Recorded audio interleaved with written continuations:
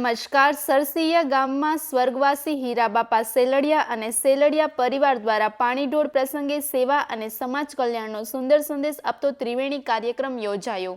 આ પ્રસંગે રક્તદાન કેમ્પનું આયોજન કરવામાં આવ્યું, જેમાં અંદાજે 90 જેટલા દાતાઓએ ઉત્સાહભેર રક્તદાન કરી માનવ સેવાનું ઉત્તમ ઉદાહરણ પૂરું પાડ્યું. આ રક્ત આવનારા સમયમાં અકસ્માતગ્રસ્ત તેમજ ઇમરજન્સી દર્દીઓ માટે જીવનદાયી સાબિત થશે. આ સાથે જ જીતુ સેલડિયા દ્વારા 51 વૃક્ષોનું દાન કરવામાં આવ્યું અને ચોમાસા દરમિયાન 5100 વૃક્ષો વાવી તેનું જતન કરવાનો પણ સંકલ્પ લેવાયો. તે સિવાય સરસીયા કુમાર શાળા અને કન્યા શાળાના વિદ્યાર્થીઓ માટે મહાપુરુષોના જીવન ચરિત્ર આધારિત પુસ્તકોનું પુસ્તક પરબ પણ શરૂ કરવામાં આવ્યું, જેથી બાળકોમાં વાંચનની સંસ્કૃતિ વિકસે.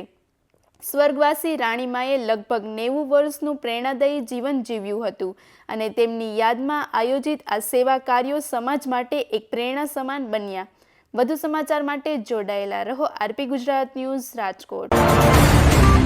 આજરોજ મારા દાદી શ્રી રાણીબાના ઉત્તર ક્રિયા પાણીઢોળ પ્રસંગે આયોજિત આ બ્લડ કેમ્પમાં ખૂબ મારા સગા સંબંધીઓ, મારા મિત્રો દ્વારા એક અમૂલ્ય રક્તનું દાન આપીને મારા માટે મને પોતાને અંગત રીતે દાન આપ્યું, મને આજે અહેસાસ થઈ રહ્યો છે.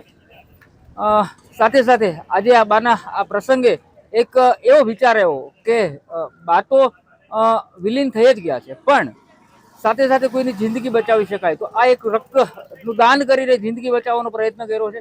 સાથે સાથે વૃક્ષો કે આ ભયંકર ગરમીની અંદર વૃક્ષારોપણનો પણ એક કાર્યક્રમ, વૃક્ષોદાનનો પણ કાર્યક્રમ, જેથી કરીને પર્યાવરણની જાળવણીમાં પણ આપણે ઉપયોગી થઈ શકીએ. સાથે સાથે પુસ્તકદાન, તો 2 દિવસ પહેલા પુસ્તકદાન બંને સ્કૂલોમાં અમારે કરવામાં આવ્યું. પુસ્તકદાન ખાસ કરીને કે બાળકોમાં નવા વિચારનું વાવેતર થાય, નવા વિચારો સાથે સાથે એક નવી ગ્રામ્ય લેવલે લોકોને પ્રેરણા મળે, એ ખાસ એ તબક્કે આજે આ 2-3 સામાજિક આયોજનો કરવામાં આવ્યા છે.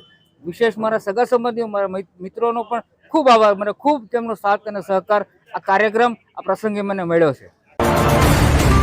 આજરોજ મારા દાદી સ્વર્ગસ્થ રાણીબાના દુઃખદ અવસાનના જે 13મા દિવસના ક્રિયામાં 11મા દિવસના ક્રિયામાં ઉત્તર ક્રિયા સંસ્કાર પાણીઢોળના પ્રસંગે આજ આયોજિત રક્તદાન કેમ્પ, જેમાં ખૂબ મોટી સંખ્યામાં લોકોનો ઘસારો છે, ખૂબ મોટી સંખ્યામાં રક્ત ભેગું થવાનું છે.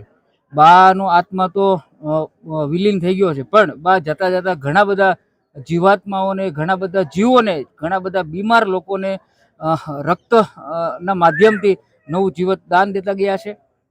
આજરોજ વૃક્ષો દાનનો પણ એક કાર્યક્રમ રાખવામાં આવ્યો છે.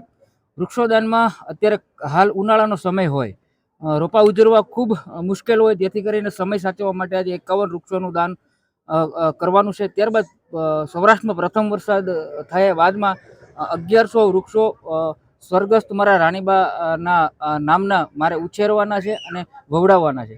ગઈકાલે અહીંયા અમારી બંને સ્કૂલો, પ્રાથમિક શાળા, કન્યા શાળા અને કુમાર શાળા, બંને સ્કૂલોમાં બાળકોના સારા ઘડતર માટે, સારા જીવન માટે, સારા વિચારો માટે એક પુસ્તકોનું પણ દાન કરવામાં આવ્યું છે. ગ્રામ્ય લેવલે રક્તદાન અને આવી બાબતોની અવેરનેસ ખૂબ ઓછી હોય, તો અમે આ પ્રસંગથી એક ખૂબ લોકોમાં જાગૃતિનો એક પ્રયાસ થાય, એ આશયથી અમે આજે આ બધું આયોજન કરવામાં આવ્યું છે.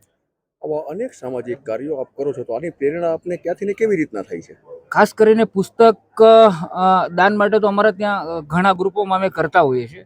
રક્તદાન માટે ખાસ તમને કહું તો રક્તદાન માટે અમરેલી સિવિલમાં કે અમરેલીની કોઈ પણ હોસ્પિટલમાં અમારે સરસિયા ગામના સગા સંબંધીઓ, સરસિયા ગામના કોઈ વ્યક્તિઓ અને સરસિયા ગામના ખેડૂતોના જે સામાન્ય ભાગ્યાઓ જ્યારે દાખલ હોય છે, ડિલિવરી કેસ હોય અથવા એક્સિડન્ટ કેસ હોય, ત્યારે અમારી પાસે સુરત ભલામણ આવતી હોય છે કે અમારે બ્લડની ખૂબ જરૂર છે.